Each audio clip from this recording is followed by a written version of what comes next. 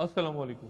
ARY digital से doctor Shahid Masood hidden truth के पहले मौजू यानी एंड ऑफ टाइम्स के चौथे हिस्से के साथ रसूलुल्लाह सल्लल्लाहु अलैहि वसल्लम ने अपनी उम्मत की हदायत और रहनुमाई के लिए जिस तफसील और जिस अहमियत के साथ पूर्व क़यामत के हालात बयान फरमाए, उनकी रोशनी में बिला शक व शुबह और बिला किसी खौफ तरदीद के ये कहना दुरुस्त है कि हम इस वक्त कुर्ब क़यामत के उस दौर से गुजर रहे हैं जो खरूज दज्जाल और ज़हूर मेहदी जैसे बड़े वाक़यात से पहले का दौर है। और इस दौर से मुताल्लिक जो पेशगोइयाँ रसूलुल्लाह सल्लल्लाहु अलैहि वसल्लम ने बयान फरमाई, उनमें से बेशतर का हिस्सा हमारी आंखों के सामने गुजर चुका है। इन अलामात को रसूलुल्लाह सल्लल्लाहु अलैहि वसल्लम ने ज़मानी तरतीब के साथ बयान नहीं फरमाया, और बज़ाहिर इन वाक़यात में ज़मानी तरतीब कायम करना अगर नामुमकिन ना भी हो तो दुश्वार ज़रूर है। इन अलामात की अगर कोई ज़मानी तरतीब यकीन के साथ कायम हो सकती है तो वो सिर्फ यूं: पहली, हज़रत सल्लल्लाहु अलैहि वसल्लम की बासत से खरूज दज्जाल तक के वाक़यात; दूसरी, खरूज दज्जाल से हज़रत ईसा अलैहिस्सलाम की वफ़ात तक के वाक़यात; और तीसरी, हज़रत ईसा अलैहिस्सलाम की वफ़ात से क़यामत तक के वाक़यात। खरूज दज्जाल क़यामत की 10 बड़ी अलामतों में से एक है, और जैसा कि मैंने पिछली नशिस्त में अर्ज किया था कि मुसलमानों के हाथों कुस्तुनतुनिया के फतह होने के बाद खरूज दज्जाल होगा। ये ज़माने आखिर फितना है, और उसकी सख्ती का इस बात से अंदाजा लगाइए कि खुद रसूलुल्लाह सल्लल्लाहु अलैहि वसल्लम ने हर नमाज के बाद जिन 4 चीजों से पनाह मांगने का हुक्म दिया है, उसमें से एक फितने दज्जाल है। हजरत अबू हुरैरा रज़ियल्लाहु ताला अन्हु से रवायत है कि रसूलुल्लाह सल्लल्लाहु अलैहि वसल्लम ने फरमाया कि तशहद में 4 बातों से अल्लाह की पनाह मांगनी चाहिए, और कहना चाहिए कि अल्लाह, मैं जहन्नुम के अजाब से, कब्र के अजाब से, जिंदगी और मौत की आजमाइश से और मसीह दज्जाल के फितने से तेरी पनाह मांगता हूं। फितने दज्जाल को कुछ लोग इस बात पर तस्लीम नहीं करते कि इसका जिक्र कुरान शरीफ में नहीं आया, जबकि बाज लोगों का कहना है कि इस आयत में तज़किरा दज्जाल मौजूद है कि जिस दिन तेरे रब की बाज निशानियां जाहिर होंगी, उस दिन किसी नफ्स को उसके ईमान का फायदा न होगा।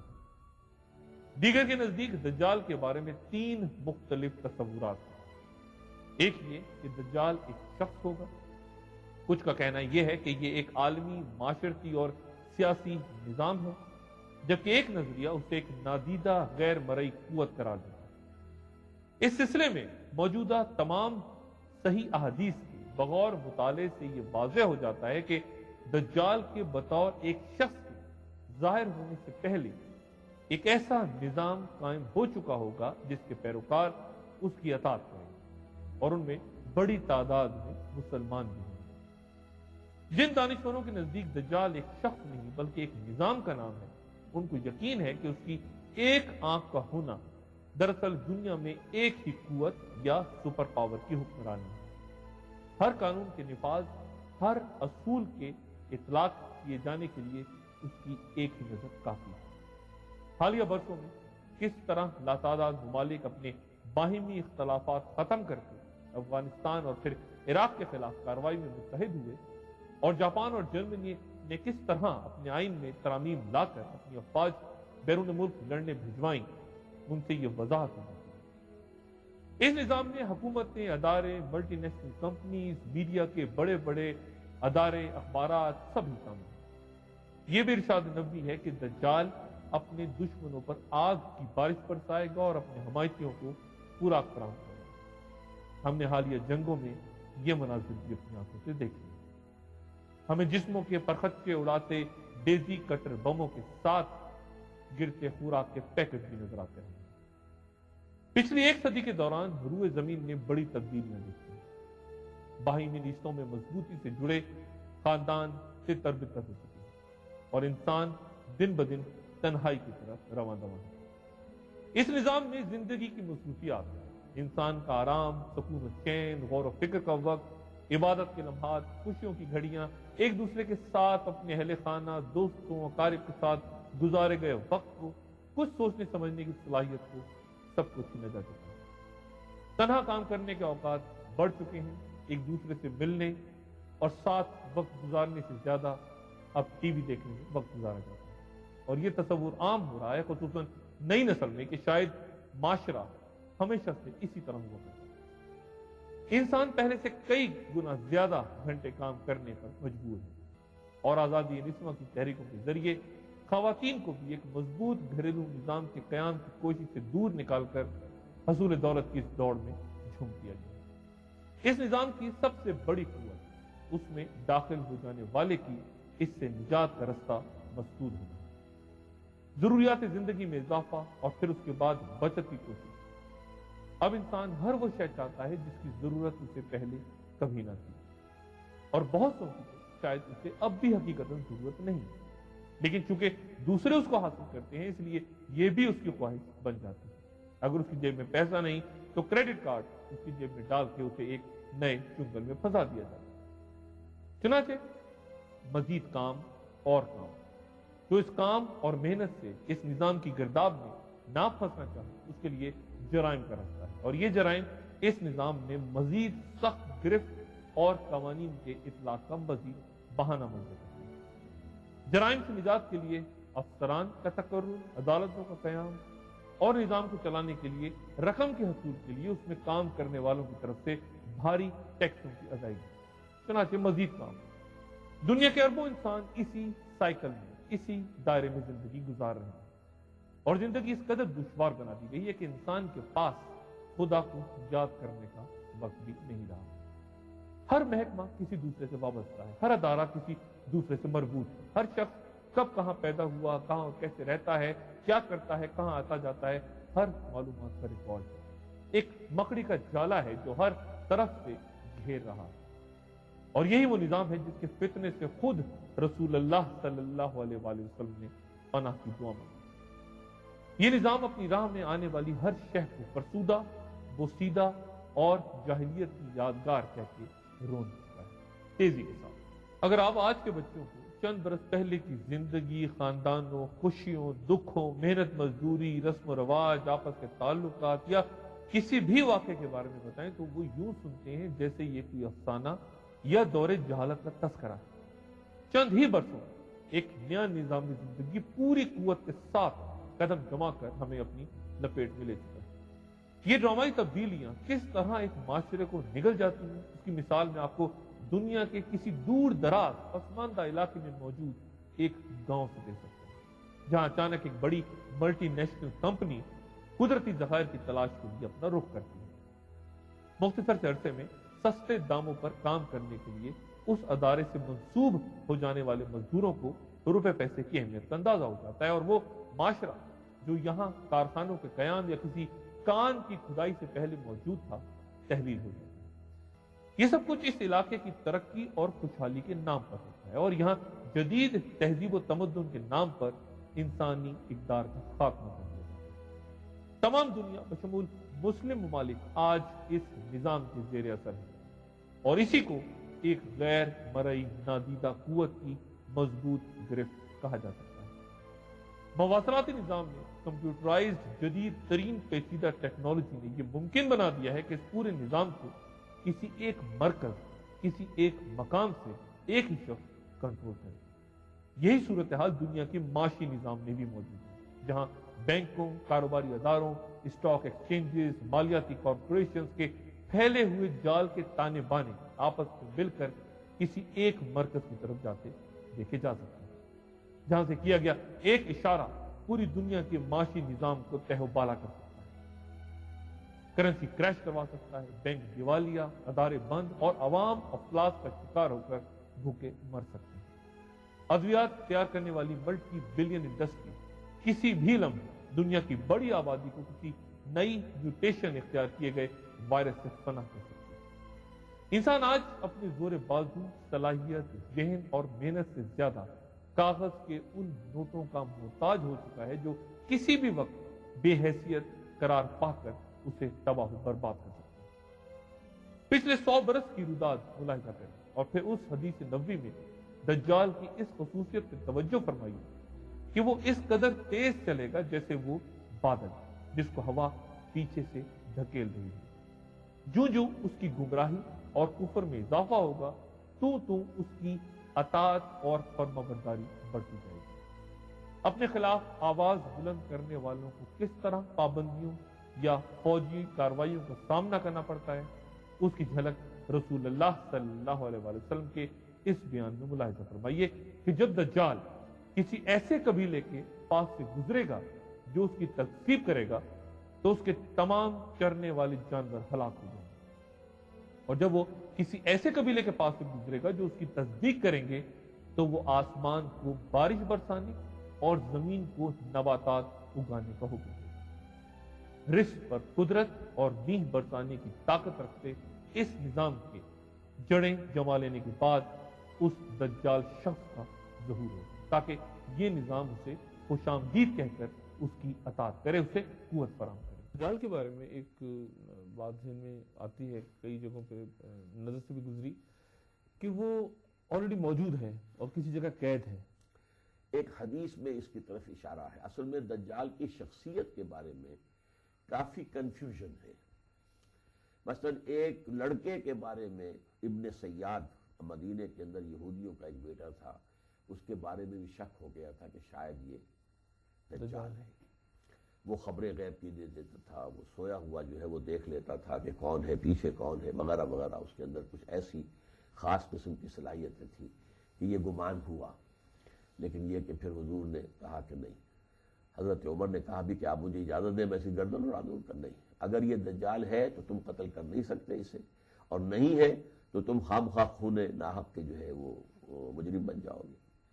پھر یہ کہ ایک تمیم داری رحمت اللہ رضی اللہ عنہ، ایک وہ عیسائی تھے کہ جو مسلمان ہوئے، اور انہوں نے اپنا ایک یہ واقعہ بیان کیا کہ میں سمندری سفر پر تھا اور ایک طوفان آیا اور موجیں ہمیں ادھر سے ادھر، ادھر سے ادھر، ادھر سے ادھر کافی عرصے تک ہمیں گھماتی پھراتی، پھر ایک جزیرے پر ہمارا جہاز جا لگا۔ تو وہ جزیرہ جو ہے بالکل غیر آباد لگ رہا تھا۔ ہم اس کے اندر گھسے تو ہمیں ایک عجیب سا حیوان نظر آیا، وہ انتہائی بال تھے اس کے جسم پہ، تو پتہ ہی نہیں چلتا تھا اس کا منہ کدھر ہے، دم کدھر ہے۔ وہ جساسا اس کا نام لیا گیا ہے۔ تو وہ پھر اس نے بتایا کہ دیکھو وہاں وہاں کوئی مندر تھا بہت بڑا یا گرجا تھا، کہ وہاں ایک شخص تمہارا انتظار کر رہا ہے، جاؤ۔ یہ وہاں گئے تو انہوں نے دیکھا کہ ایک دیو ہیکل کوئی شخصیت ہے، وہ جکڑا ہوا ہے زنجیروں کے اندر۔ تو اس نے کہا کہ میں دجال ہوں اور اس وقت میں قید میں ہوں۔ اور اس نے پھر پوچھا کہ فلاں جگہ پر پانی ہے یا نہیں ہے، فلاں کھجوریں پیدا ہو رہی ہیں یا نہیں ہو رہی ہیں، چلے پھر ابھی ذرا وہ دیر اب میں وقت آئے گا۔ تو پھر اس کی ایک یہ حدیث ہے۔ اب ان کو ریکنسائل کرنا خاصا مشکل ہے، آسان نہیں ہے، لہذا بس اجمالی طور پر تو ہم مانتے ہیں کہ ایک شخص دجال آئے گا، انسان ہوگا وہ اب یہ بھی انسانی شکل میں تو ہوگا، ہو سکتا ہے کوئی جن ہو سکتا ہے کوئی اور اس طرح کی دوسری کوئی مخلوق ہو، لیکن آئے گا انسانی شکل میں، اور وہ کانا ہوگا، اس کی ایک آنکھ ہوگی، لیکن اس کے پاس قوت اتنی ہوگی کہ وہ کسی زمین کو کہے گا کہ نکالو اس میں سے اپنے خزانے، اور وہاں جو ہے وہ پھر لہلہاتی ہوئی کھیتیاں ہو جائیں گی، زمین کے خزانے نکل آئیں گے، اور وہ جو ہے انتہائی تیز رفتار ہوگا، پوری دنیا میں چکر لگا لے گا چند دن کے اندر۔ پھر یہ کہ وہ رزق کے خزانوں کو اپنے قابو میں لے آئے گا، کہ صرف اسی کو رزق دے گا جو اس کو تسلیم کرے کہ ہاں تو خدا ہے، اس کی خدائی کو تسلیم کرے۔ اہل ایمان پر وہ سخت ترین وقت ہوگا۔ اس شخص دجال کے بارے میں ابھی میں پورے طور پر اپنا ذہن کو واضح نہیں کر سکا ہوں کہ اس کی کیا شکل ہوگی اور کب وہ ظاہر ہوگا، لیکن یہ کہ باقی جو میں نے عرض کیا ہے یہ احادیث نبویہ کے صریح جو ہے، جو بھی اس کے اندر سے نکلتی ہیں چیزیں، اس کی بنا پر مجھے پورا اطمینان ہے۔ ہمارے بھی نظریہ یہی ہے کہ ایسی حالت ہوگی کہ استعمار اور استکبار اور استثمار والے جو ہیں نا، وہ دنیا کی بڑی بڑی چیزوں کو اپنے قبضے میں لیں گے اور مسلمان ان پر محتاج ہوں گے، جیسے کہ آج نہیں ہے۔ آج ہم محتاج ہیں کہ نہیں؟ محتاج ہر چیز ہمارے پاس ہے، پھر بھی ہم اغیار کے محتاج، پھر بھی ہم ان کی طرف دیکھ رہے ہیں۔ ہر چیز ہمارے پاس ہے، تیل ہے ہمارے پاس، گندم ہے، سمندر ہے، اناج ہے، پہاڑ ہے، سب کچھ ہمارے پاس، سب کچھ ہے، مگر پھر بھی میں آپ سے سوال کروں گا کیوں ہم محتاج ہیں ان پہ؟ کیوں وہ ہمیں آنکھیں دکھا رہے ہیں؟ یہ سب علامات ہیں۔ اگر آپ غور سے ان کتابوں کو پڑھیں اور دیکھیے ایک ایک علامت آپ کے سامنے ظاہر ہے. آپ سمجھیں کیا دجال بھی آ گیا ہے اور مسلمانوں میں جو تفرقہ ہے وہ بھی ہو چکا ہے. یعنی آپ کا نظریہ دجال آ چکا ہے؟ تقریباً آ چکا ہے. تقریباً آ چکا ہے. اب حالات بتا رہے ہیں کہ اب امام مہدی کا ظہور بہت نزدیک ہے. بہت نزدیک. اب کیا ہونا ہے؟ دیکھیے امن سے انسان سو نہیں سکتا. امن سے انسان چل نہیں سکتے. ایک اسلامی ملک آپ مجھے دکھا دیجیے جس میں امن ہو. آئیے دن ہر اسلامی ملک میں فسادات ہیں, جھگڑے ہیں. بہت دجال کے سلسلے میں جو روایات مختلف احادیث سامنے آئی ہیں ان کے مطالعے سے مجموعی تاثر یہ ابھرتا ہے کہ مسلمانوں کے ایمان کی کڑی آزمائش کے لیے اس کو دنیا میں بھیجا جائے اور اس فتنے کے ذریعے حق و باطل کو دو جماعتوں میں تقسیم کر دیا جائے. مضبوط ایمان والے اور مشرک. بیچ کا طبقہ یعنی منافقین جو دونوں کشتیوں میں سوار ہوں گے, باقی نہیں بچیں گے. یا رسول اللہ صلی اللہ علیہ وآلہ وسلم کا صحابہ کرام سے کہا گیا یہ فرمان بھی ذہن میں رکھیں کہ حضرت عمران بن حسین رضی اللہ تعالیٰ عنہ کا بیان ہے کہ رسول اللہ صلی اللہ علیہ وآلہ وسلم نے فرمایا کہ جو شخص دجال کی آمد کی خبر سنے اس کو چاہیے کہ اس سے دور رہے. اللہ کی قسم آدمی دجال کے پاس آئے گا تو خود کو مومن سمجھتا ہوگا لیکن پھر بھی اس کی اطاعت قبول کرے گا, اس لیے کہ اس کو جو چیزیں دی گئی ہیں وہ ان سے شبہات میں پڑ جائے گی. رسول اللہ صلی اللہ علیہ وسلم جب دجال کا ذکر کر رہے تھے تو صحابہ رضی اللہ تعالیٰ عنہ پر ایک خوف طاری تھا اور بعض صحابہ کا بیان ہے کہ ہمیں یہ بھی محسوس ہو رہا تھا کہ وہ قریب ہی کسی نخلستان میں موجود ہے. عیسائیوں کا بڑا طبقہ بھی اس بات پر ایمان رکھتا ہے کہ دجال یا اینٹی کرائسٹ آنے والا ہے. عنقریب دنیا میں شیطان کی عبادت کی جائے گی. عیسائیوں کا یہ بھی کہنا ہے کہ وہ ایک دم ظاہر نہیں ہوگا بلکہ پس منظر میں رہ کر کئی برس تک اپنی قوت جمع کرے گا اور اپنی موجودگی کے اظہار سے بہت پہلے احتیاط سے منصوبہ بندی کرے گا اور تب تک کوئی قدم نہیں اٹھائے گا جب تک دنیا کے حالات اس کے خروج کے حق میں نہ ہو. اس کا سب سے پہلا ہدف مشرق وسطی پہ کنٹرول کرنا اور پھر ایشیائی ممالک کو اپنے زیر نگین لانا. یہودی بھی ایک ایسے ہی الہامی بادشاہ کے منتظر ہیں جو عالمی سطح پر ان کی قیادت کرے گا. عیسائی اس شخص کو جو ربوبیت کا دعویٰ کر کے دنیا میں تباہی مچائے گا مسیح کذاب کہتے ہیں یا اینٹی کرائسٹ کہتے ہیں اور ہم اس کے ظہور پر ایمان رکھتے ہوئے اسے دجال کہتے ہیں. یعنی عیسائی اور مسلمان اس بات پر متفق ہیں کہ دجال ایک یہودی ہے. گفتگو کا مرحلہ آگے بڑھانے سے پہلے ذرا اسرائیل چلتے ہیں اور چند بنیادی تاریخی حقائق سمجھنے کی کوشش کرتے ہیں جن سے مستقبل میں جنم لیتے واقعات کو سمجھنا شاید آسان ہو جائے. ایک بریکنگ ہے. اور اب مسلمانوں عیسائیوں اور یہودیوں کے درمیان مستقبل میں ہونے والے مارکوں اور موجودہ کشیدگیوں کے پس منظر کو سمجھنے کے لیے اسرائیل چلتے ہیں. حضرت یعقوب علیہ السلام کا نام عبرانی میں اسرائیل تھا اور قرآن شریف کے مطابق بنی اسرائیل حضرت یعقوب علیہ السلام کی اولاد ہے. عہد نامہ عتیق کے مطابق حضرت ابراہیم علیہ السلام کے دو بیٹے تھے, اسماعیل اور اسحاق, اور اسحاق کے دو بیٹے تھے عیسو اور یعقوب, اور انہی کا نام اسرائیل. ان کے آگے 12 بیٹے جن میں سب سے بڑے کا نام یہودا تھا اور دوسرے کا نام بن یامین تھا. اسی طرح اس علاقے میں جہاں یہودا کی نسل آباد ہوئی باقی علاقوں کے ملیاں میٹ ہو جانے کے بعد چونکہ صرف وہی بچے رہے چنانچہ یہودی کہلانے لگے. اس نسل میں کاہنوں اور ربیوں نے اپنے اپنے خیالات اور عقائد و رسوم کے مطابق جو ڈھانچہ 4 اور 5 صدی قبل مسیح میں تیار کیا وہ یہودیت یا جوڈائزم کہلایا. اسی بنا پر قرآن شریف میں اکثر مقام پر انہیں الذین ہادو کہہ کے مخاطب کیا گیا ہے کیونکہ ان میں وہ غیر اسرائیلی لوگ بھی تھے جنہوں نے یہودیت قبول کر لی, جبکہ بنی اسرائیل کو قرآن نے اسی کے نام سے مخاطب کیا. بنی اسرائیل کو صدیوں فرعونوں کے ہاتھوں ذلت اور رسوائی کے سلوک کا نشانہ بنا تھا. اسی ذلت میں اللہ نے ان پر ترس فرما کے حضرت موسیٰ علیہ السلام کو ان میں معبود فرمایا. बन इसराइल को हजरत मूसा अलैहिस्सलाम परायनाए मिस्र के पंजाए इस्तिबदाद से निकाला। कोहिसीना के मकाम पर आप पर तौरात के बेशतर अहकामात नाजिल हुए और इनमें से एक हुक्म यह था कि बनी इसराइल को लेकर फलस्तीन की तरफ जाओ और उसे फतह कर दो कि वो तुम्हारी मीरास में दिया जाए। बनी इसराइल ने यह हुक्म सुनकर इनकार किया और कहा कि हम तो वहां कभी ना जाएंगे जब तक वो वहां मौजूद हो। बस तुम और तुम्हारा रब दोनों जाओ और लड़ो, हम यहां बैठे। चुनाचे बतौर सजा बनी इसराइल 40 साल तक सहराओं में भटकते रहे। जब ये सजा पूरी होने लगी तो हजरत मूसा अलैहिस्सलाम बनी इसराइल के लिए मोआब के इलाके में दाखिल हुए। ताहम कोहे इबारियों पर आपका इंतकाल हो गया। उनके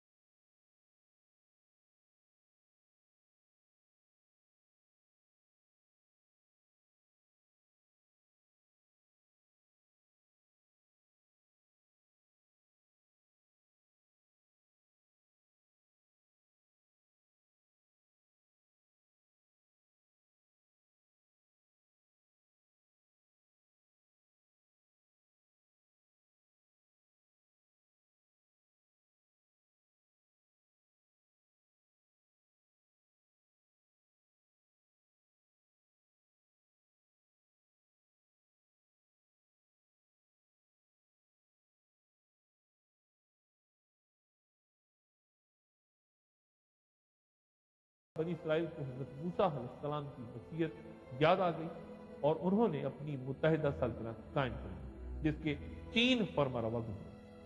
हजरत तालूत, हजरत दाऊद अलैहिस्सलाम और हजरत सुलेमान अलैहिस्सलाम। तालूत ने 12 कबाइल को मुत्तहद कर दिया और अपनी बेटी हजरत दाऊद अलैहिस्सलाम को ब्याह दिया। इस तरह हजरत दाऊद अलैहिस्सलाम तालूत के बाद बादशाह हुए। आपने इस गिर्द के कई इलाके फतह करके उन्हें अपनी सल्तनत में शामिल कर लिया। आपने ही यरूशलेम में बैतुल मक़दस की बुनियाद रखी और ताबूत सकीना को महफूज करने के लिए एक महल या हैकल तामीर करने का काम किया। ताबूत सकीना के बारे में कुरान शरीफ में बयान है कि उनके नबी ने उनको यह भी बताया कि खुदा की तरफ से उसके बादशाह मुकर्रर होने की अलामत यह है कि उसके अहद में वो संदूक तुम्हें वापस मिल जाएगा जिसमें तुम्हारे रब की तरफ से तुम्हारे लिए सुकून कल्ब का सामान, जिसमें आले मूसा हारून के छोड़े हुए तबरुकात हैं और जिसे इस वक्त फरिश्ते संभाले हुए। इस संदूक में क्या था ये वाज़ेह नहीं है। अंजील के मुताबिक इसमें हजरत यूसुफ अलैहिस्सलाम का जश्न मुबारक और बाइबल ही की रवायत के मुताबिक इसमें हड्डियां और कपड़े थे जिसे हजरत मूसा अलैहिस्सलाम अपने साथ मिस्र से लाए। कससुल अंबिया के मुताबिक इस संदूक में तौरात का असल नुस्खा, पत्थर की वो तख्तियां जो कहीं सीना पर हजरत मूसा अलैहिस्सलाम को दी गई थी, हजरत मूसा अलैहिस्सलाम और हारून अलैहिस्सलाम की असा और पैरहन और मनोसलवा वाला मन एक बर्तन में महफूज था ताकि आने वाली नस्लें अल्लाह के उस एहसान को याद रखें जो सहरा में भटकने के दौरान अल्लाह ने उस पर किया था। हजरत दाऊद अलैहिस्सलाम की जबरदस्त ख्वाहिश थी कि वो इस संदूक के लिए एक मुस्तकिल घर बनाए ताकि ये संदूक महफूज रहे।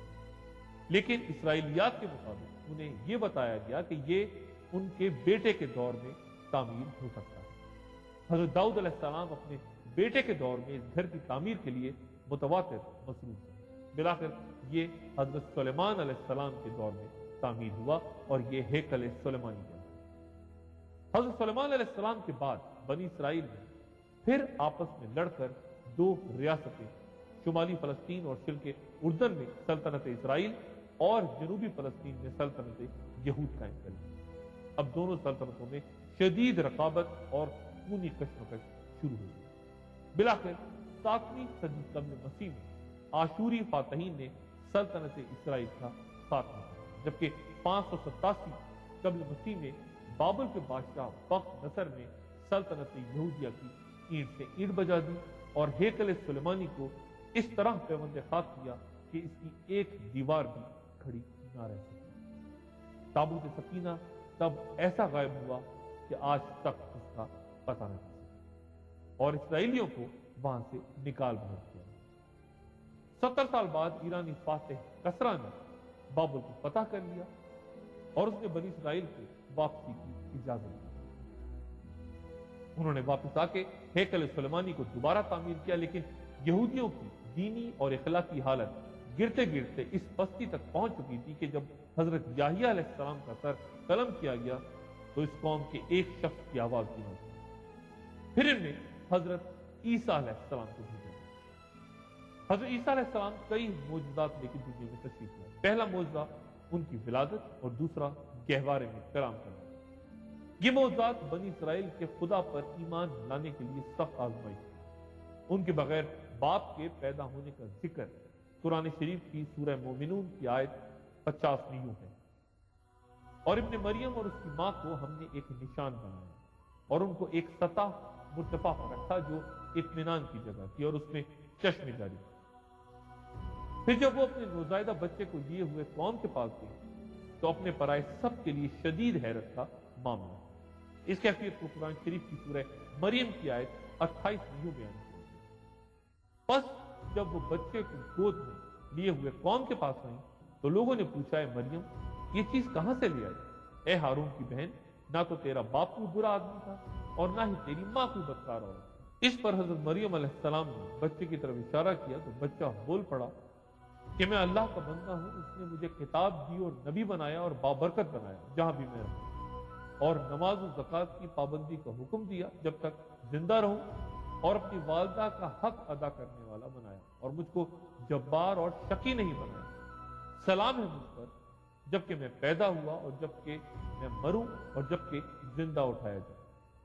ये वो मौजूदात थे जो हज़रत ईसा अलैहिस्सलाम की जात बनी इसराइल के सामने पेश कर दिए, क्योंकि अल्लाह उन्हें मुसलसल बदकारियों पर इबरतनाक सजा देने से पहले उन पर हुज्जत तमाम करना चाहता था। यहूद उस जमाने में किसी ऐसे मसीह की आमद के मुंतज़िर थे जो उन्हें महकूमी की जिल्लत और ज़वाल सल्तनत के अजाब से निजात दिला और दुनिया में बादशाहत की बुनियाद रखा। इसी अरसे में ईरान से मेलजोल बढ़ने की वजह से उनके अकायद में जहां बाज दूसरी बहुत सी बुनियादी तब्दीलियां रूनुमा हुई, वहीं से उन्हें यह तासुर भी मिला कि नेकियों के खालिक यज़दान और बुराइयों के खालिक अहरमन के माबैन अदली जंग और आखिरी फतह उसमें यज़दान की ही हुई और वो अपनी फतह का ऐलान करने के लिए दुनिया में एक नुमाइंदा भेजेगा जिसके ज़हूर के वक्त आसमान से तारे गिरेंगे, कहत और दीगर मुसीबतें नाजिल होंगी और आखिर ये सारी दुनिया खत्म होगी। इसी ईरानी अकीदे के तहत यहूदियों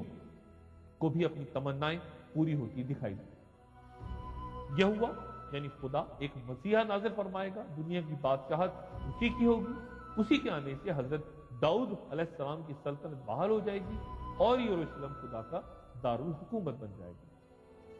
बादशाह से मुराद आसमानी बादशाह और यरूशलेम हीरे जवाहरात से मुरस्सा एक ऐसा आसमानी शहर था जिसकी नदियों में आबे हयात रवां था। फारसा किस्म के यहूद शहरों से निकल के गारों में जा बैठे, रहबानियत को शार बना लिया और पाकों और दुआओं से मसीहा की आमद को करीब तर किया। उन्हें यकीन था कि मसीह हजरत दाऊद की घर में पैदा हुआ और उन्हें यूनानियों के पंजा सितम से आजाद करेगा, मुर्दा यहूदियों को जिंदा करेगा और उन्हें शरीक सल्तनत बनाएगा और अजीम बादशाहत के डंके 400 होंगे। चुनांचे जब भी इनमें कोई जवां हिम्मत शख्स पैदा होता वो उससे फौरन मसीह होने की तवक्कुआत वाबस्ता कर लेता। चुनांचे इन हालात में जब एक खूबसूरत नौजवान आंखों में हैरत अंगेज चमक लिए, कांधों पर जुल्फे फैलाए हैकल सुलेमानी में दाखिल हुआ तो यहूदी वहां बैठे सिक्के खनखना रहे। अहाता हरम में लोग बाजार सजाए इबादत के बजाय खरीदो फरोख्त में मसरूफ। ये मंजर देख के नौजवान मुश्किल हुए और उसने सारे बाजार और मंडी का तख्ता उलटा और पुरजोश तकरीर शुरू की। पाकबाजों ने उसकी बातें सुनी तो नारे लगाने लगे कि दाऊद का बेटा आ गया, हम इसी के मुंतजिर थे। इस नौजवान के हाथों कई मरीजों को शफा हुई, निजामियों का कोढ़ दूर हुआ और अंधों की बेनाई लौट आई। यह खुदा के पैगंबर हजरत ईसा अलैहिस्सलाम। लेकिन यहूद तो ये ख्वाब देख रहे थे कि इसकी आमद से उन्हें दुनिया जहां की बादशाहत मिल जाएगी और वो सारी दुनिया का लहू पिएंगे और उन्हें कोई पूछने वाला नहीं है। चुनांचे उन्हें हजरत ईसा अलैहिस्सलाम की तालीमात सुनकर धचका लगा। और उन्होंने आपको नबी मानने से इनकार करते हुए कहा कि ईसा जलील का रहने वाला है और जलील से कोई नबी पैदा ही नहीं हो सकता। हजरत ईसा अलैहिस्सलाम ने यहूदी उलमा पर तनकीद करते हुए कहा, ऐ रयाकार फकीहो, तुम पर अफसोस है कि तुम सफेदी फिरी हुई कब्रों की मानो हो, जो ऊपर से तो खूबसूरत दिखाई देती हैं मगर अंदर से मुर्दों की हड्डियों और हर तरह की निजासत से भरी हुई है। इसी तरह तुम भी लोगों को रासबाज दिखाई देते हो, लेकिन बातिन में मक्कारी और रयाकारी और बेदीनी से भरे हुए हैं। तुम में से जो कोई अपना सब कुछ तर्क ना कर दे वो मेरा शागिर्द नहीं हो सकता। यहूदी उलमा के लिए आपकी जात एक खुला चैलेंज है। उन्होंने आपस में मशवरा किया कि इस आवाज को कैसे दबाएं। बस एक मंसूबा तैयार हुआ और उसके तहत उन्होंने अपने शागिर्दों को उस दौर की खुफिया पुलिस के एहलकारों यानी हेरोदियों के हमरा हजरत ईसा अलैहिस्सलाम के पास, जिन्होंने आपके पास पहुंच के पूछा, ए उस्ताद, हम जानते हैं कि तू सच्चा है और सच्चाई से खुदा की राह की तालीम देता है और किसी की परवाह नहीं करता। हमें बता कि क्या कैसर को जजिया देना जायज है? यसू अलैहिस्सलाम उनकी शरारत समझ के बोले, ए मक्कारो, मुझे क्यों आजमाते हो? इस सिक्के पर यह सूरत और नाम किसका है? उन्होंने जवाब दिया, कैसर का। इस पर यसू अलैहिस्सलाम बोले कि जो कैसर का है वो कैसर को और जो खुदा का है वो खुदा को। उसके बाद खुद मसीह के हवारियों में से एक जूडस को रिश्वत देकर इस बात पर आमादा किया गया कि वो किसी मौके पर इन्हें गिरफ्तार करवा दे जब आम बलवे का खतरा ना हो। चुनाचे ये तदबीर कारगर हुई। फिर उनकी सारी जमात उठकर उसे रोमी हाकम पिलातुस के पास ले गई और उन्होंने इल्जाम लगाना शुरू किया कि इसे हम अपनी कौम को बहकाते और कैसर को खराज देने से मना करते और अपने आप को मसीह बादशाह कहते पाया है। पिलातस ने इन काहिनों और आम लोगों से कहा कि मैं इस शख्स को कसूरवार नहीं पाता, मगर वो और भी जोर देकर कहने लगे कि ये तमाम यहूदिया में लोगों को सिखाकर उभारता है। वो चिल्ला चिल्लाकर इसरार करते रहे कि इसे सलीब पे चढ़ा दिया। आखिरकार उनका चिल्लाना कारगर साबित हुआ। रोमी हुक्मरान ने हजरत ईसा अलैहिस्सलाम को कोड़े लगवाकर सिपाहियों की हिफाजत दे दी। सिपाही आपको पहाड़ पर ले गए और यहूद ने आपको जाते हुए देखा।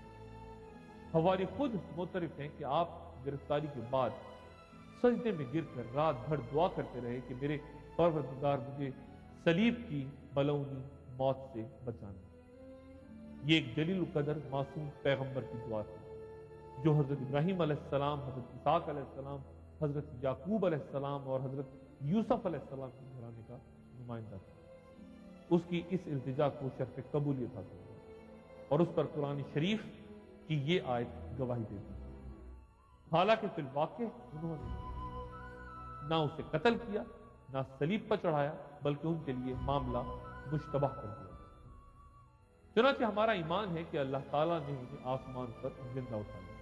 उनके मसलूब होने पर खुद ईसाइयों में कोई एक मुतफिका कौल नहीं, बल्कि 20 अकवाल। मसलन कुछ का कहना है कि सलीब पर मसीह नहीं बल्कि उनका कोई हमशक्ल था और मसीह वहीं खड़े उनकी हमाकत पर हंस रहे। कुछ का कहना है कि सलीब पर चढ़ाया तो मसीह को ही गया था, लेकिन उनकी वफात सलीब पे नहीं हुई बल्कि उतारे जाने के बाद उनमें जान थी। कोई कहता है कि उन्होंने सलीब पर वफात पाई और फिर जी उठी और कमोबेश 10 बार अपने हवारियों से बात की। कोई कहता है कि सलीब की मौत मसीह के जिस्म इंसानी पर वाक़या हुई और वो दफन हुआ, मगर अलूहियत की रूह जो उसमें थी वो उठा ली गई। कोई कहता है कि मरने के बाद मसीह अलैहिस्सलाम जिस्म समेत जिंदा हुए और उठा लिए। यहां मेरा मकसद ईसाइयत की तस्दीक या तकदीब नहीं, सिर्फ मुख्तलिफ अंदाजों का बयान है और देखना यह है कि यहूद ने हजरत ईसा अलैहिस्सलाम के साथ जो सलूक किया वो उनके किस जुर्म की सजा थी। और आपने उलमा यहूद के जिन गलत कार्यों के बारे में फरमाया था, उनकी निशानदेही की थी, क्या वो सब गलत थे? वाक़या सलीब के वक्त हजरत ईसा अलैहिस्सलाम की उम्र 33 साल और ये वाक़या जुम्मे के दिन पेश आया, जिसे ईसाई गुड फ्राइडे कहते हैं कि उस रोज आप बनी आदम के लिए कुफ्फारा बने। उसके बाद ईस्टर का त्यौहार आता है, क्योंकि ईसाइयत के मुताबिक हजरत ईसा अलैहिस्सलाम इस रोज दोबारा जिंदा होकर अपने शागिर्दों से मिले थे। यहूदी कहते हैं कि अगर ईसा सच्चे मसीह थे तो सलीब पर क्यों नहीं, क्योंकि सलीब की मौत मलऊन है। इससे यहूदियों में पैगंबरों की तकदीस के नजरिए का अंदाजा लगाया जाता है। हज़रत ईसा अलैहिस्सलाम के बाद ईसाइयत जोर पकड़ती गई और 64 ईस्वी में यहूदियों ने रोमनों के खिलाफ सुल्लम ने बगावत की। उसके बाद रोमी सल्तनत ने एक सख्त कार्रवाई करके इस बगावत को चल दिया। इस कत्लेआम में 1.5 लाख अफराद मारे गए और हजारों को पकड़कर एम्फी थिएटरों में जंगली दरिंदों से भिड़वाने और जंगली जानवरों का तख्ता मश्क बनने भेज दिया गया। बैतुल मक़दस को आग लगा दी गई और हेकल सुलेमानी को इस तरह पैवंद खाक किया गया कि कोई भी यहूदी ये बताने के लिए ना बच सका कि उसका वजूद किस मकाम पर था। यहूदी फलस्तीन से निकाले जा चुके थे और वहां रोमी ईसाई हुक्मरान हरकल की हुक्म। ये वही वक्त था जब अरब में रसूलुल्लाह सल्लल्लाहु अलैहि वसल्लम की विलादत हुई। हरकल की कामयाबी से लेकर हज़रत उमर बिन खत्ताब रज़ियल्लाहु तआला अन्हु के दौर तक ये शहर ईसाइयों के कब्जे में रहा। इस दौरान यहूदी जो मुंतशिर हो चुके थे जगह जगह अपनी बस्तियां बसाए बैठे रहे। वो मकामी अरब बदुओं और कुरैश अरब से अपने उस रिश्ते का जिक्र करते रहते जो हजरत इब्राहिम अलैहिस्सलाम की औलाद होने के बायस आए। मैं एक बार फिर याद दिला दूं कि यहूदी हजरत इब्राहिम अलैहिस्सलाम और हजरत सारा के साहबजादे हजरत इसहाक अलैहिस्सलाम की औलाद थे, जबकि कुरैश हजरत इब्राहिम अलैहिस्सलाम और हजरत हाजरा की औलाद थे। यहूद ने हजरत इस्माइल अलैहिस्सलाम की कुर्बानी हजरत इसहाक से मंसूब की और हजरत इस्माइल अलैहिस्सलाम की वालिदा माजिदा हाजरा के बारे में ये दास्तान अपनी इल्हामी किताब तौरात में दाखिल कर ली कि वो इब्राहिम अलैहिस्सलाम की बीवी नहीं बल्कि लौंडी थी, जिन्हें वो अपनी बीवी सारा के कहने पे बेआब हो गया रेगिस्तान में मरने छोड़ दी। ईसाई यरूशलेम पर अपने कब्जे के दौरान सदियों तक कूड़ा करकट यहूदियों के खंडरात पर फेंका करते थे और ये सूरत हाल हजरत उमर फारूक रज़ियल्लाहु तआला अन्हु के यरूशलेम के महाजरे तक जारी है। अस्कफ आजम सफरुन्नीस ने दलेरी के साथ बास्तीनी सिपाहियों की मदद से यरूशलेम का दिफा किया, लेकिन फरवरी 638 ईस्वी में ईसाई हथियार डालने को मजबूर हो गए। अस्कफ आजम ने हजरत उमर रज़ियल्लाहु तआला अन्हु के अलावा किसी और को शहर की चाबियां देने से इनकार कर दिया। हजरत उमर जब शहर में दाखिल हुए तो वो अपने मामूल के ऊनी लिबास में, उन्होंने किसी पुरेजी के बगैर जिस पुरअमन तरीके से शहर की तस्वीर का मरला तय किया, उसकी मिसाल इस शहर की तवील अलमनाक तारीख में न पहले कभी देखी गई थी और न कभी फिर नजर आई।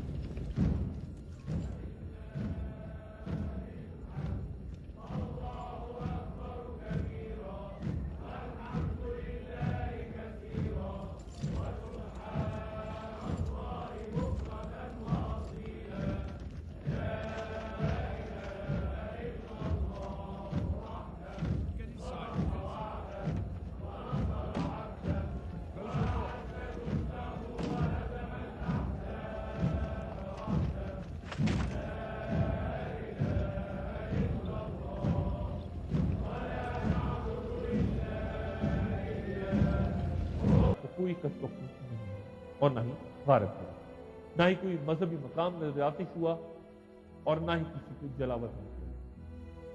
हजरत उमर रज़ियल्लाहु तआला अन्हु ने मकामात मुक़द्दसा देखने की ख्वाहिश का इजहार किया तो अस्कफ आजम उन्हें लेके सीधा इनस्तेसिस यानी हयात नौ के मकाम पे पहुंचा।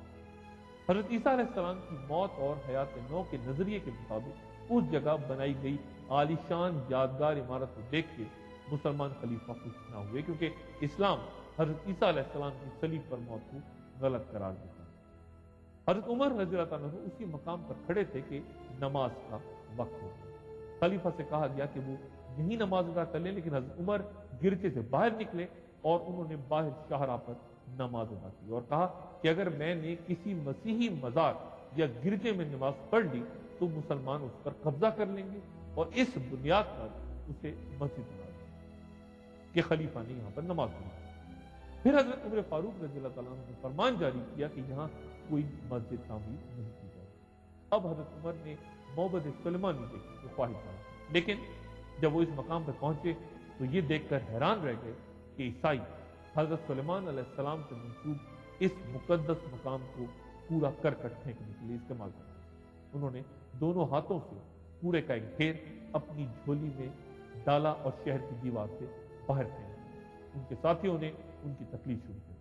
اس کے بعد حضرت عمر نے یہودی علوم اسرائیلیات کے ماہر کعب ابن حبار کو طلب کیا اور ممتاز مورخ ابو جعفر طبری کے مطابق حضرت عمر رضی اللہ تعالیٰ عنہ نے کعب کے ساتھ اپنی گفتگو کا آغاز قرآن شریف کی 17ویں اور 18ویں صورتیں تلاوت کی. ان صورتوں میں حضرت داؤد، حضرت سلیمان اور معبد سلیمانی کے واقعات. پھر انہوں نے کعب سے کہا کہ وہ کوہ معبد پر اس بہترین مقام کی نشاندہی کرے جہاں مسلمان عبادت کرتے تھے. کعب نے پہاڑ کے شمال میں ایک مقام تجویز کیا، لیکن اگر مسلمان وہاں عبادت کرتے تو ان کا رخ مکے کے ساتھ ساتھ یہودیوں کے مقامات مقدسہ کی طرف بھی ہو جاتا. چنانچہ انہوں نے کعب کی تجویز کو مسترد کرتے ہوئے ہیرودیس کی شاہی بالکنی کے مقام پر اپنی مسجد کی تعمیر کا فیصلہ کیا. یہاں لکڑی کی سادہ سی عمارت تعمیر کی گئی جہاں نماز پڑھتے ہوئے مسلمانوں کا رخ صرف مکے کی طرف. یہ مسجد عمر. قبۃ الصغریٰ یا ڈوم آف راک کی تعمیر کا حکم اموی خلیفہ عبد الملک بن مروان نے 68 ہجری میں دیا اور یہ 8 پہلو عمارت 72 ہجری میں مکمل ہوئی. اس کی تعمیر کے لیے خلیفہ نے مصر کا 7 سال کا خراج وقف کر دیا. یہ عمارت اور گنبد اس چٹان کے گرد تعمیر کرنے کا فیصلہ کیا گیا جس کے بارے میں کئی روایات موجود ہیں، جن میں سے ایک یہ ہے کہ حضرت آدم علیہ السلام سے بھی 2000 سال پہلے فرشتے اس مقام کا طواف کر چکے تھے. دوسری روایت کے مطابق حضرت نوح علیہ السلام کی کشتی طوفان کے بعد اسی مقام پہ آ کے رکی تھی. یہ بھی کہا جاتا ہے کہ روز قیامت حضرت اسرافیل علیہ السلام اسی چٹان پر کھڑے ہو کے سور پھونکیں گے. اور یہ بھی روایت ہے کہ یہی حضرت داؤد علیہ السلام کے زمانے میں یہودی اپنی قربانیاں لا کے رکھتے تھے اور آسمان سے آنے والی آگ کا شعلہ اسے جلا کے راکھ کر دیتا تھا، جو کہ ان کی قربانی کی قبولیت کی علامت سمجھی جاتی تھی. روایات کے مطابق شب معراج حضور صلی اللہ علیہ وآلہ وسلم یہاں ہی سے براق پہ سوار ہو کر آسمانوں کی طرف گئے تھے اور اسی چٹان کے پہلو میں انبیاء کرام کی امامت فرمائی تھی. مسجد اقصیٰ کی عمارت اس گنبد والی عمارت سے کچھ فاصلے پہ حرم کے جنوبی حصے میں ہے. یہ وضاحت یوں ضروری ہے کہ بہت سے حضرات اس سنہرے گنبد والی قبہ صغریٰ کو مسجد اقصیٰ سمجھتے ہیں. اس مسجد میں نماز کا ثواب 25,000 نمازوں کے برابر ہے اور یہ روئے زمین پر تعمیر ہونے والی دوسری مسجد ہے جو کہ کعبۃ اللہ کے 40 سال بعد تعمیر کی گئی تھی. اسے سب سے پہلے حضرت آدم علیہ السلام نے تعمیر کیا تھا، پھر اسے حضرت ابراہیم علیہ السلام نے اسی انداز میں اثر نو تعمیر کیا جس طرح انہوں نے اسماعیل علیہ السلام کے ساتھ کعبہ کی دوبارہ تعمیر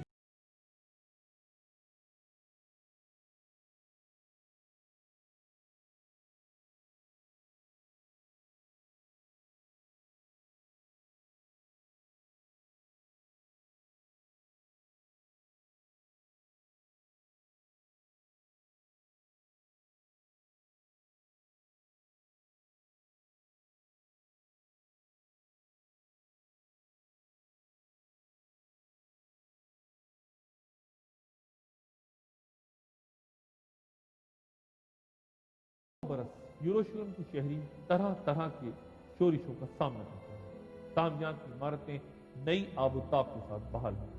ہر سال تینوں مذاہب کے لوگ یہاں آتے اور یہ شہر بین الاقوامی سطح پر سب کی توجہ کا مرکز ہے.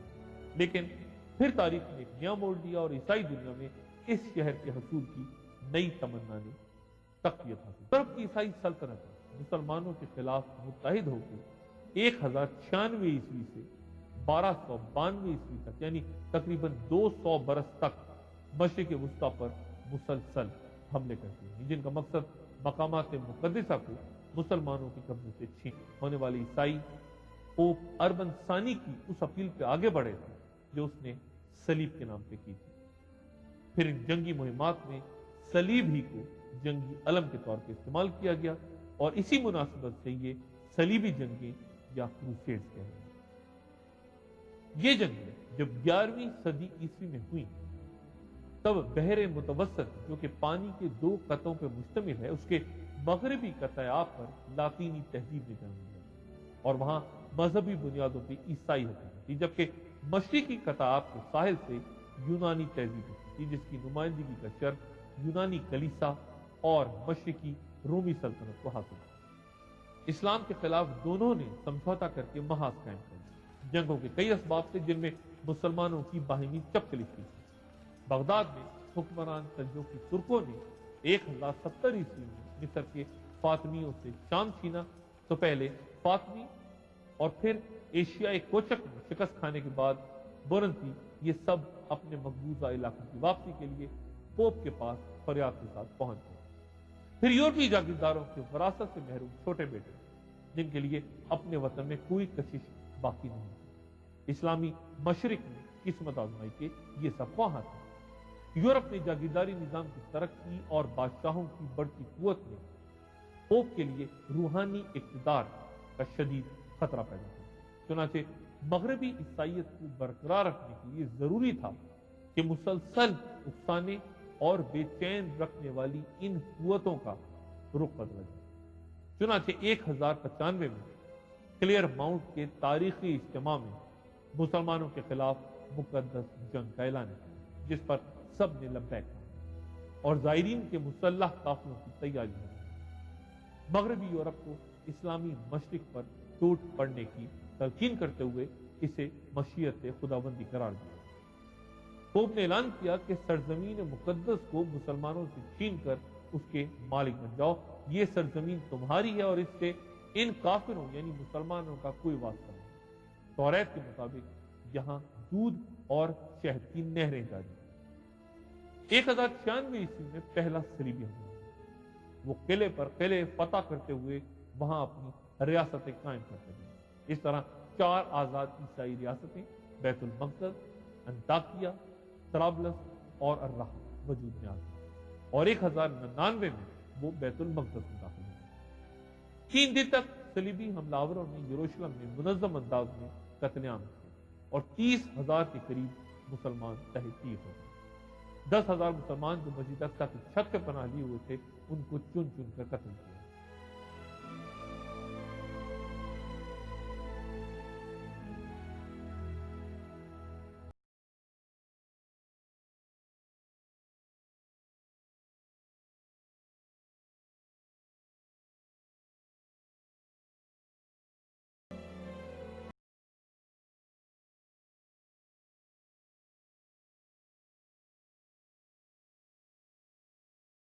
اس بربریت کا چشمدید گواہ ریمنڈ لکھتا ہے کہ صلیبی جہاد ایک خوشکن عقیدہ تھا۔ تمام دشواریوں اور مزاحمتوں کے خلاف اس کی کامیابی نے لوگوں کو یقین دلایا کہ خدا کی خوشنودی اس اقدام میں شامل ہے۔ اب تک مسلمانوں کو نسبتاً غیر جانبدار سمجھا جاتا تھا، لیکن صلیبی جنگ کے بعد انہیں قابل نفرت اور خدا کو نہ ماننے والی خبیث نسل کہا جانے لگا، اور یہ کہ وہ ختم کر دیے جانے کے قابل تھے۔ جس طرح مصر سے اسرائیلیوں کا خروج خدا کا کام تھا، اسی طرح صلیبی جنگ کو خدا کا اقدام قرار دیا۔ انہوں نے گاڈفرے نامی نوجوان کو اپنا قائد منتخب کر لیا، جس نے مسجد اقصی کو اپنی سرکاری رہائش گاہ کا درجہ دے دیا اور حبۃ الصخرہ کو گرجے میں تبدیل کر کے اس کا نام خداوند کا معبد رکھ دیا۔ حبۃ الصخرہ پر ایک صلیب نصب کر دی گئی اور داخلی محرابوں پر خدا آیات قرآنی پر انجیل کی لاطینی آیات کے خطبے لگا دیے۔ صلیبی الغار تیزی اور قوت سے بڑھ کر شام اور مصر کو بھی اپنی لپیٹ میں لے لیتی، لیکن عماد الدین زنگی اور اس کا بیٹا نور الدین زنگی صلیبیوں کے آگے ڈٹ گئے۔ الرہا کی عیسائی ریاست کو عماد الدین زنگی نے ختم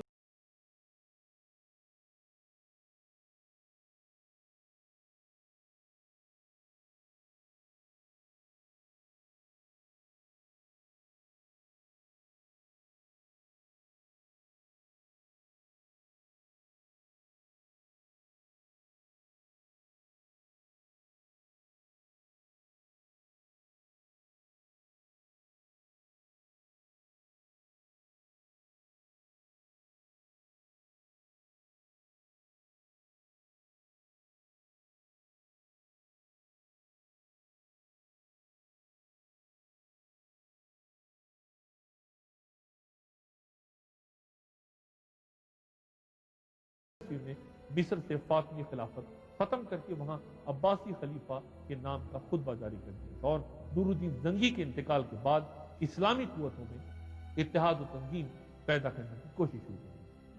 सलाहुद्दीन अय्यूबी ने शाम और फलस्तीन की तमाम रियासतें खत्म कर दी और आखिरकार अपनी कुव्वत के साथ यरूशलेम तक आ पहुंचा। उसने कोहे जैतून से नीचे शहर पर नजर डाली और हरम की बेहुरमती और कुब्बतुल सखरा पर नसब सलीब का मंजर देके जज्बात से मखलूक अपने कमांडरों से तकरीर की और उन्हें याद दिलाया कि यरूशलेम अंबिया का शहर है, मिराज नबी का शहर है और रोजे महजर का शहर है। 12 अक्टूबर 1182 को सुल्तान सलाहुद्दीन रसूलुल्लाह सल्लल्लाहु अलैहि वसल्लम के मेराज की सालाना तकरीब के दिन यरूशलेम में दाखिल हुए।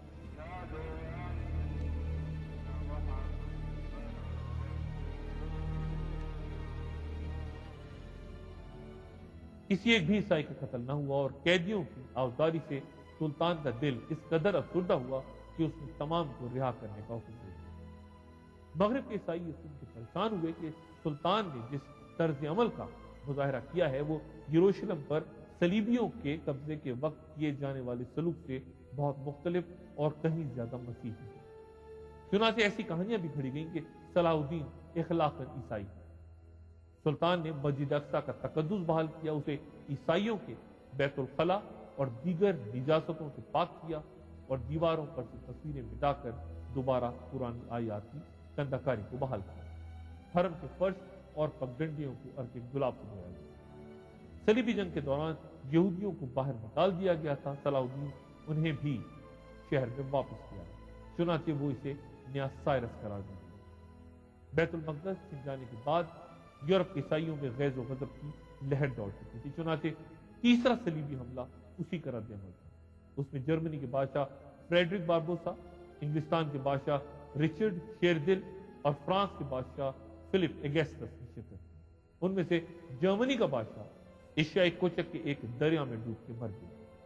फ्रांस का बादशाह रिचर्ड से इख्तलाफ के बाद 2 साल बाद वापस आया और रिचर्ड शेरदिल सुल्तान सलाहुद्दीन अय्यूबी से सुलह का मुआहदा करने में कामयाब हुआ। इस मुआहदा सुलह को तारीख में सलाह रमला कहते हैं और उसके नतीजे में अका से याफस तक के इलाके ईसाइयों को मिले और उन्हें बैतुल मक़दस की ज़ियारत की भी आज़ादी दे दी। 1193 ईस्वी में सलाहुद्दीन अय्यूबी के टाइफाइड से इंतकाल के 2 साल बाद पापाए रोम की दावत पर जर्मन बादशाह हेनरी शिशम ने चौथा सलीबी हमला किया। ताहम अका पहुंचकर बादशाह का इंतकाल हो गया और इस तरह यह हमला भी नाकाम हुआ। 5वें हमले की दावत पापाए रोम और दुनिया ने मुश्तरका तौर पर दी थी। उसमें भी सलीबियों को मिस्र के शहर दमियात में इबरतनाक शिकस्त हुई। फिर 1228 ईस्वी में छठा सलीबी हमला जर्मनी के शाह फ्रेडरिक दोम की क़यादत में हुआ और उसके नतीजे में बैतुल मक़दस फिर ईसाइयों के पास चला और कुब्बतुल सखरा पर शराब की बोतलें रख के जश्न मनाया।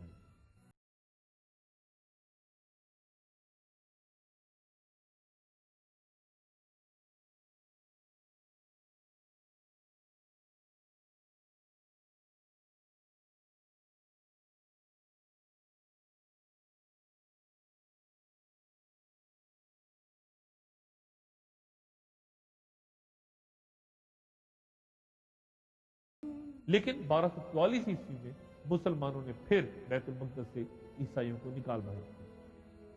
ममलूक तुर्क सुल्तान ज़ाहिर बिततरस ने 1268 ईस्वी में अंताकिया की ईसाई रियासत का खात्मा किया, जिससे सलीबियों की कमर टूट गई।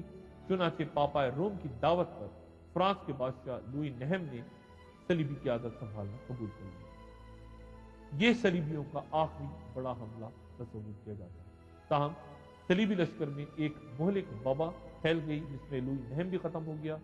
ताहिर बिततरस के बाद अल मलिक अल मंसूर सैफुद्दीन कलादून बलूच सल्तनत की तख्त पर बैठा और उसने 4 में से 3 ईसाई रियासतें खत्म कर दी, जबकि चौथी 1291 में उसके बेटे ने की। इस तरह अका के इस आखिरी किले के फतह के बाद सलीबी जंगों का वो होलनाक ड्रामा अंजाम को पहुंचा जिसे पोप अर्बन सानी ने शुरू किया। तारीख गवाह है कि इन जंगों में ईसाई यूरोप ने हमेशा जाहिलियत का किरदार अदा किया, जबकि मुसलमान सलातीन का रवैया मुदाफियाना रहा और वो हमेशा ईसाइयों की जारे और मुत्तहिदा कुव्वत के खिलाफ जड़ जाने पर मजबूर होते रहे। ان صلیبی جنگوں کے علمبردار ہونے کا اعزاز کیونکہ فرانس کو رہا، کیونکہ پہلی آواز وہیں سے اٹھتی تھی، چنانچہ ان صلیبی جنگوں کے نتیجے میں طاقت کا توازن بگڑ گیا اور یورپ کی طاقت کا مرکز بھی فرانس بن گیا۔ ان صلیبی جنگوں کے دوران عالم اسلام مجموعی طور پہ روبہ زوال تھا، چنانچہ شام، فلسطین اور مصر کے سوا باقی اسلامی دنیا کو ان جھڑپوں کا بہت کم احساس ہے۔ یہ بات موزہ سمجھی جاتی ہے اور فوجی ماہرین اس بات پر حیران ہیں کہ پوری عیسائی دنیا کے متحدہ لشکری سیلاب کے سامنے مصر و شام جیسے چھوٹے چھوٹے اسلامی ممالک کس طرح ڈٹ گئے تھے۔ عسکری محاذ پر زبردست ناکامی کے بعد اہل کلیسا نے مسلمانوں کو فکری محاذ پر شکست دینے کی کوششوں میں تیزی پیدا کی اور یہ آج بھی جاری ہے۔ So what ultimately has to happen? Ideally, in a messianic fashion, not in a Golas fashion, ideally the Muslim has to come to the realization that Torah is emes, and therefore it's time to build a Beis HaMikdash, and it has to be built on that spot. So they will take down the mosque and help us build the Beis HaMikdash. That's what has to happen. Otherwise, we're still in Golas. If we have to take down the mosque, it's not Mashiach. I mean, we have the authority to do it. It'll cause a storm of protest, and there'll be some riots, but we can do it. Somebody was saying that they're hoping that, when the Scud missiles were landing in Israel from Iraq, they were hoping one of them would land on the mosque, and then that would be very nice, but that's not the way Mashiach comes. They have to take it down because they realize emes. They realize the truth. That is not so far-fetched. یہودیوں کا یقین ہے کہ جب تک مسجد اقصی کو شہید کر کے اس کی جگہ تیسری بار ہیکل سلیمانی تعمیر نہیں ہوتا، ان کا وہ نجات دہندہ بادشاہ نمودار نہیں ہوگا جو دنیا میں ان کی عظمت گمگشتہ کو واپس لائے گا۔ ان کی قیادت کرنے والا یہ شخص ان کے ایمان کے مطابق ہیکل کی مغربی دیوار کے بند کیے گئے دروازے کھول کر باہر نکلے گا۔ یہودی صدیوں سے اپنے مردے اس دروازے کے سامنے دفناتے ہیں اور ان کا ایمان ہے کہ ان کے اس بادشاہ کے آنے کے بعد یہ تمام مردے اٹھ کر اسے سجدہ کریں گے اور دنیا پر فتح حاصل کریں گے۔ وہ اس بادشاہ کو مسیح کہتے ہیں اور ہمارا ایمان یہ ہے کہ یہودیوں کا یہی رہنما وہ دجال ہوگا جس کا خروج امام مہدی کے قسطنطنیہ میں جہاد کے دوران ہوگا۔ گفتگو کے اسی سلسلے کو اگلی نشست میں جاری رکھیں گے۔ اپنا، دوستوں، رشتہ داروں، گرد و نواح کے لوگوں کا سب خیال رکھیے گا۔ اللہ